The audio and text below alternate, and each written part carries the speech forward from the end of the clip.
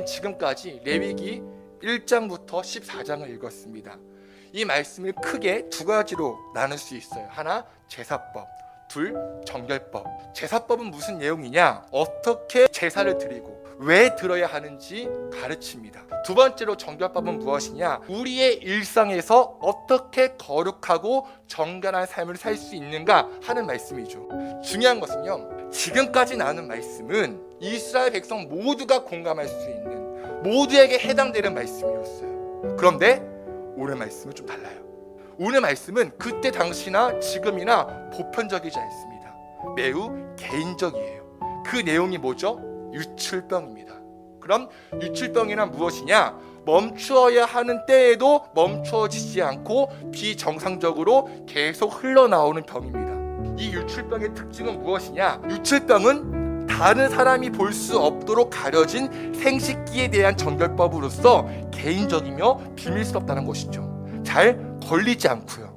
그런데 이 개인적인 유출병을 소개하는 레위기 15장에 가장 많이 나오는 구절이 있어요. 부정하다라는 구절이 여태까지 읽었던 그 어떤 본문 말씀보다 많이 등장합니다. 주목할 것은 이 유출병에 걸렸던 사람이 누웠던 자리도 부정하대요. 앉았던 자리도 부정하대요. 침상을 만져도 그 침상이 부정해진대요. 그와 함께 있는 사람도 부정하대요. 그의 몸에 손을 댄 자, 그의 침이 묻은 자, 그가 만졌던 물건을 옮겼던 자 다 부정하대요. 자, 그럼 질문입니다. 비록 레위기가 하나님의 법, 하나님의 규례이긴 하지만 이 레위기 15장을 가장 싫어하는 사람은 누구일까요? 유출병에 걸린 사람이죠.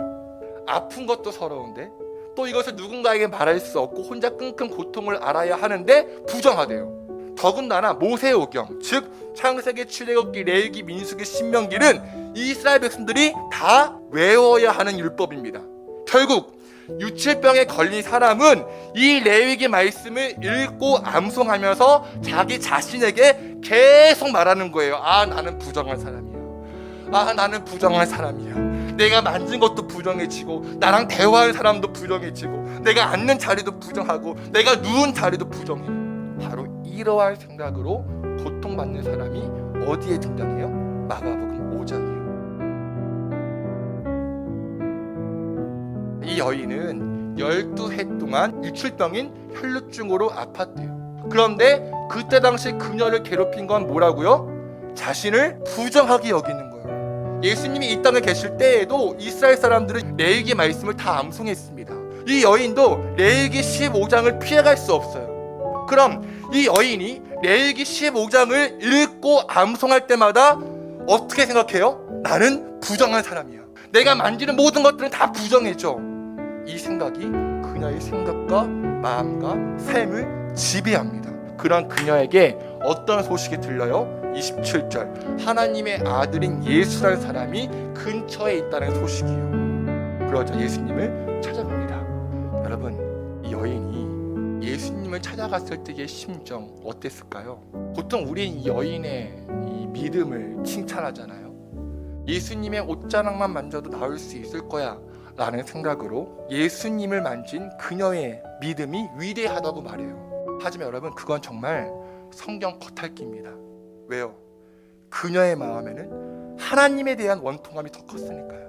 12년 동안이나 부정한 사람으로 낙인 찍히고 건강과 재산과 관계 등 자신의 모든 것을 잃어버린 그녀의 마음에는 하나님을 향한 믿음과 소망보다는 원망이 더 컸겠죠. 그런데 하나님의 아들이라는 사람이 등장했다?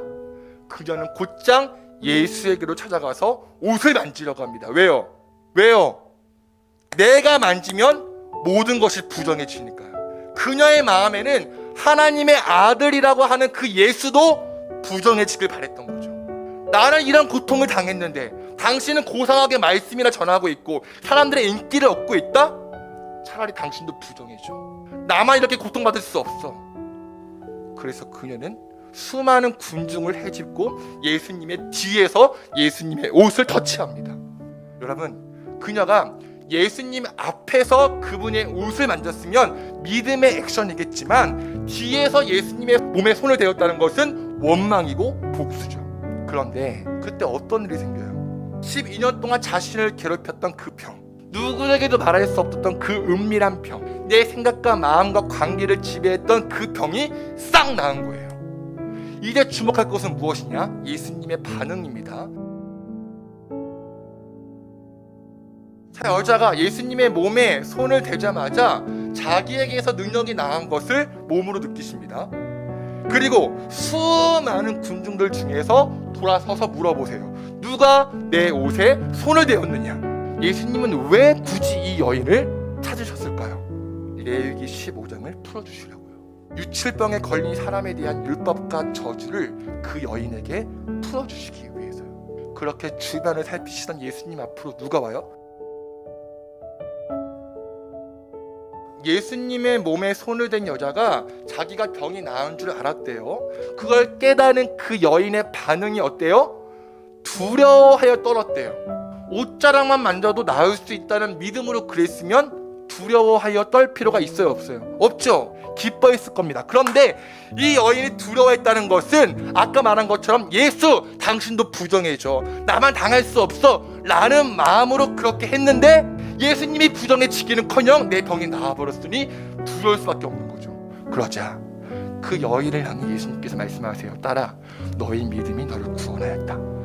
안심하고 가거라. 이 병에서 벗어나서 건강하여라.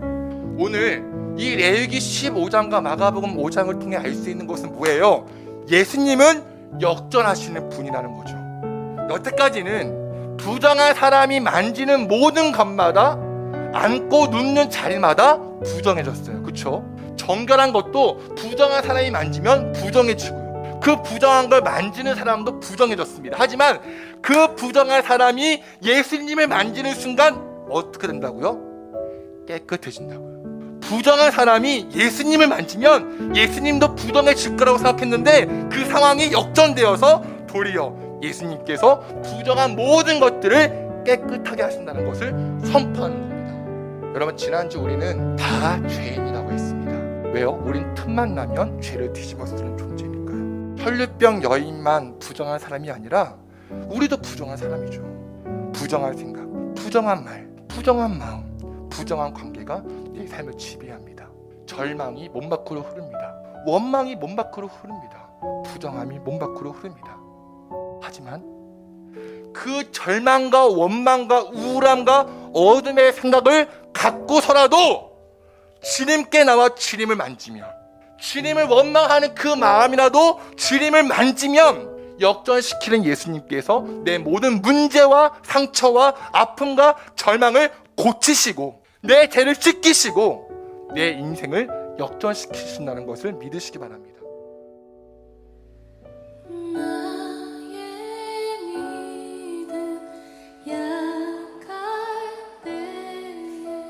주가 붙드네 마귀 나를 괴일 때 주가 붙드네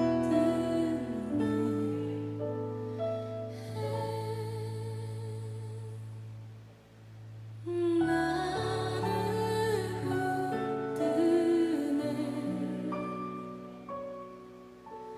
붙드네